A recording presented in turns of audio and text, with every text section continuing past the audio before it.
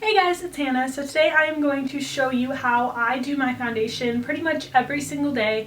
I would consider it pretty full coverage. You can still see a little bit of your natural skin peeking through, but for the most part, I like a pretty full coverage base to work with when doing my makeup. So today I am featuring my Beauty Blender and basically all the face products that I had in my October favorites I will be using today, so you guys can see how I like to apply them, what order I apply them in, what I use to apply them, things like that. So if you're interested, then keep on watching. Alright guys, so I'm going to start off with my Smashbox Photo Finish Pore Minimizing Primer. I don't do this every single day, but if I really want a nice smooth canvas, I'm going to usually pop this on my T-zone before I begin. So I'm going to do that real quick. I just take a little blob about this big. And then you'll have to excuse the redness around my eyebrows. I got them waxed earlier and I am so pale. The redness takes forever to go down. So that's what that is. So I'll just kind of smooth this over any areas where my pores get kind of out of control. Mostly this area right here and around my nose. So today the foundation I'm going to be using is my L'Oreal True Match, and I am the shade N1, which is soft ivory. So I usually just put that on the back of my hand, and then I kind of make a little T on my forehead and go down my nose a little bit, the sides of my nose. Just kind of smooth it over everywhere and just leave a little tiny bit left on my hand in case I need to do any touch-up areas. Then I usually take my damp Beauty Blender and start pouncing it into my skin using this. I just kind of, it's really soft and fluffy, so it just bounces right off your skin, which is why I like the actual Beauty Blender a lot better than like the knockoff ones you can get at the drugstore, because those ones seem to be a little bit more hard and they kind of shove into your face. This one just bounces right off of it, making it really easy to get a flawless foundation application.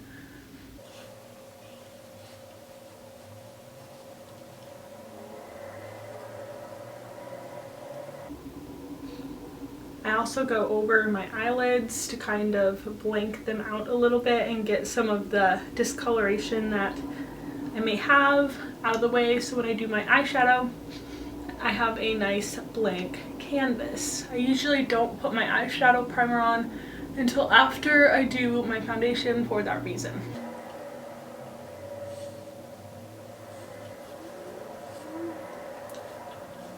Alright, now is when I take the leftover product on my hand and just kind of place it anywhere that may still be a little red. Since I got my eyebrows done, I'm just going to put it around them a little bit more too, because they're still a little red.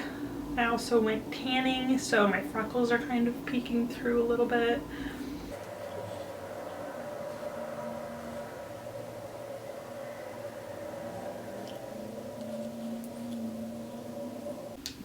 Okay, so next I'm going to take my Nars Radiant Creamy Concealer, you can see that, in light number 1, and I'm going to place that under my eyes. I get really bad under eye circles since my skin's so fair, they tend to show a little more.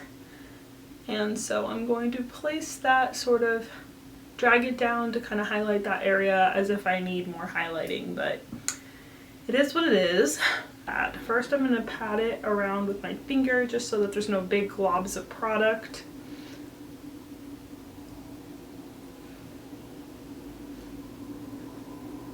So once I get the product kind of like that, I'm going to go in with my Beauty Blender and blend it out. I like to use the little tip around the eye, it just gets in there really nice, but other than that, I kind of just use the bigger side.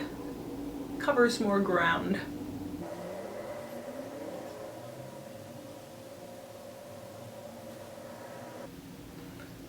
Okay, so now my concealer is applied, and I'll usually let that dry. I'm really going to give that a couple of minutes to kind of sink into my skin and when I touch my face, well, this part's feeling okay because it's been a couple minutes, but I don't want it to be sticky before when I put my powder on, because then it's going to cake up and look gross. So I'm going to give the concealer just a few minutes and then I'm going to do my powder. The first thing I'm going to do is take my Real Technique setting brush and my Nars translucent crystal powder, and I'm going to place just a tiny bit of this under my eyes. It's a really light reflecting powder, so it's going to help keep that area nice and bright, and it's a very, very, very finely milled powder, so it's not going to cake up under your eyes, which is where I usually have problems with my makeup caking up, because that's where it creases a little bit more.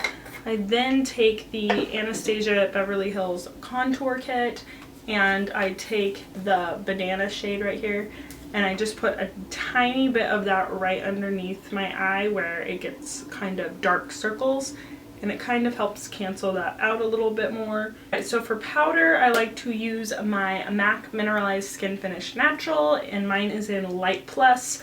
I like to use Light Plus because it adds a little bit of warmth to my complexion, and I use my MAC 109 brush, and I kind of just pat it in there and then pat it into my skin. I don't really rub it around because that's gonna move your foundation. So instead, I like to just pat it into the skin, and this isn't like a powder foundation, really. It doesn't have like super full coverage. It has a little bit of coverage so that you get that extra bit of color on your face, but it's not going to cake up, and it's not like putting a powder foundation on top of a liquid foundation, which some people do, and that's fine, but for me personally, I don't really need that much coverage. It just sets your face without adding too much coverage to it. With my contour kit, and I take either this shade or this shade. Today I'm going to do this one, which is Java. It's a little less red than the other one. And then I'm going to take that on my Real Techniques blush brush, which I don't personally use for blush. It's too fluffy. It's perfect for powdering though. So I like to dust that at the top of my forehead, and then I like to kind of run it down the sides of my face and my jawline, just slowly adding color. It really warms up my complexion and makes me look a little bit darker than I am. I like to put it right where I'm going to put my contour color so that there's a little bit of a base there. Because if you just go straight in with the contour without warming it up first, it's a lot more harsh. So after I finish bronzing up the face, I'm going to take Fawn, which is this color right here, and it's more of a cool tone bronzing shade, and I'm going to take that on my Nars Ita brush, and I'm just going to lightly carve out my cheekbones. I'm going to drag that up a little bit too, so that when I put my blush on, it all blends together.